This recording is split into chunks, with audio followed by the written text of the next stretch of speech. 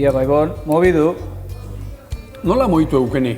Bazkaltzen egin nau tripakik. Lasei utzia, beti korrika eta presaka. Mundun gehiena gustatzen platera dute, tripakik. Mikel egaz geratu barata.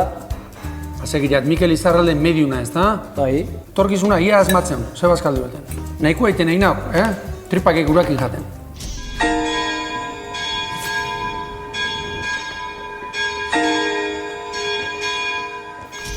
Mikel. Hombre, kaixo. Arratzaldeon. Berdin. Zer moz? Ondo. Zai, a ver, ze kontatzen jazuen. Bueno, gu zai, a ber, ze kontatzen diguzun. Bueno, a ver. Ia, nola azaltze diguzun. A ver. Zu mediuma zea. Bai. Ezta? Bai. Nik, hitzak beak, medium izatu, erdian dauen norbait. Zer da, medium baten zeregina, lana, hola, badakit galdera oso potolo izan daitela, ezta? Bai. Bainola, esplikatzeko moduan o azaltzeko moduan. Bueno, a ver, mediuna hitzak esaten duen bezala da bitartekari bat, ezta? Gure kasuan da, mundu honetan bizi direnak eta beste mundu batean bizi direnen arteko bitartekaritza egiten dugunek.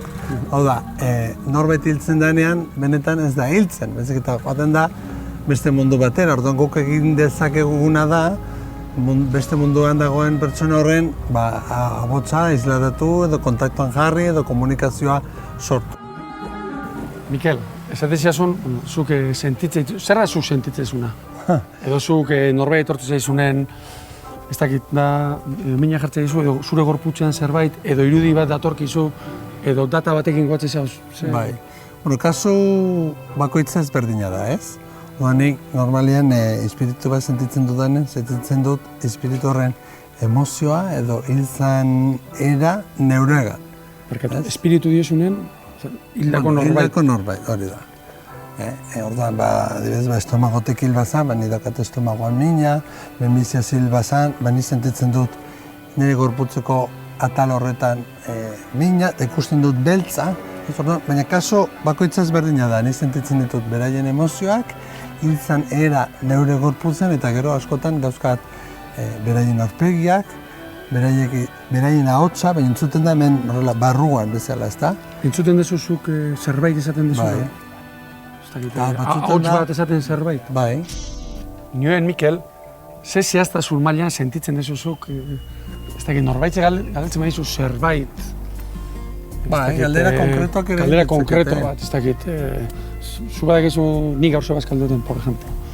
Ez dakit, holako zerbait. Aragi gehiagi, zateko, jaten dezu zure bizitzan. Baina, bueno, aragi gorri gehiagi, baina hori da beste tema bat.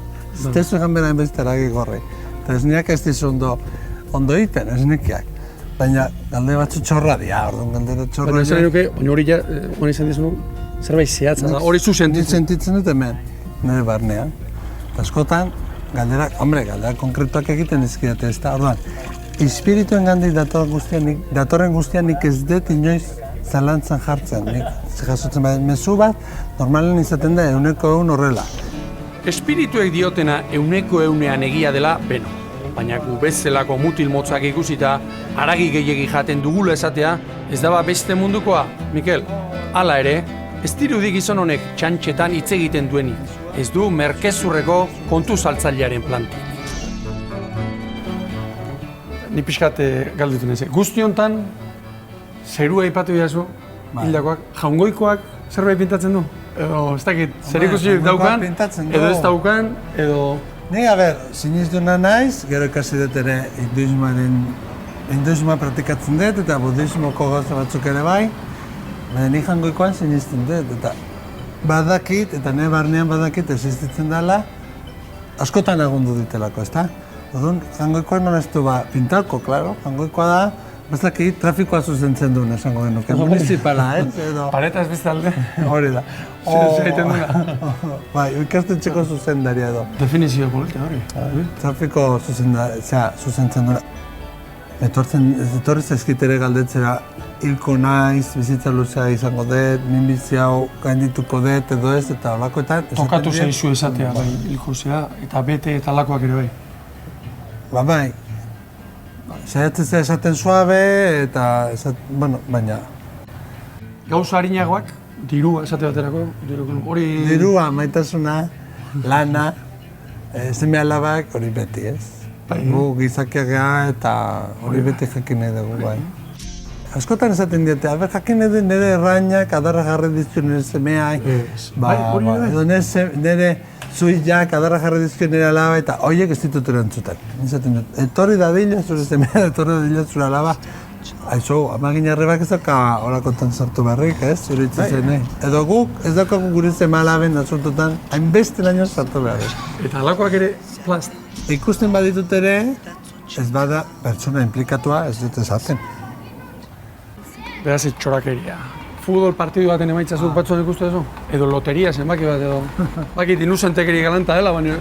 Nahiko nuke. Ez da txarra baina. Ez emango nien nire grosoai diru hori dena eta lagunduko nien beharrean dauden jende asko hori. Ze loteria, jakingo benu, zenbaki danak asmatuko nituzke jendeari emateko, ez? Normalean, horrek gauza superficiala dienak eta egoaren gauza diena, materialak eta ez diena benetan bihotzetik datozen gauzak. Barruko... Ez dira espirituaren informazio bidez etortzen. Bueno, bukatzen hasteko. Ez dakit asko eskatzen, demostrazio bat gaztean edo konferentzietan egiten dezuna... Tan izan ez esatea, hau da trampa, entzerrona. Bueno, ez dakit zezan. Ez dakit... A ber. Ze esan dezakezun, ze... Ez daukat grazirik, ze lehentzuk esan didazu, daukezula zeruen ama. Baina nik etorri zanetikan, ikusi zaitudanetikan ikusten dizut ama naita. Ama naita? Bai, bazarritar da, no? Bai, asko. Gizon bat bazarritarra, hola, horri inguruan ikusten ditut idiak eta ikusten dut hola, maonezko prakakin, bere obsesioa da adieraztean hortzak dana dauzkan, ahoa da ondo jarri zaion, eta gero bai ikusten dizkiot begizulo hondiak, ez? Eta adierazten du nola ja brillo hori, alaitasun hori berreskuratu duen.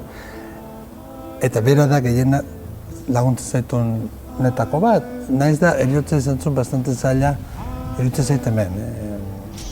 Bueno, Mikel, eskerrik asko benetan. Zen zer nahi diazun nekatxila. Bai, hau barkatu, bai, baina, bueno, hau da... Atera zen, bai, atera zen, bai, eskerrik asko. Nik enek ezken galderak, aldez aurretik, Ez, gau izan da erabat improvisatua. Hori bai, eta gaur tripakiak bazkaldu ditut. Bai, esan duzu. Aragi asko eta bar, gaur tripakiak bazkaldu ditugu. Eskerrik asko, Mikel. Zabego, enbarri duzu. Mila esker zuei. Ara Jose Mari Iparragirreren omenezko estatua nere atzean Urretxuko plazaren erdi-erdian Gernikako arbolaren bikimuz inguratua. Xenpelarrek abestu segunez, bertso ezagunean gizon abila omentzen kantari. Ia 2 mende geroago, badaba Urretxuko seme bat, bere lanean iaio eta abila askoa.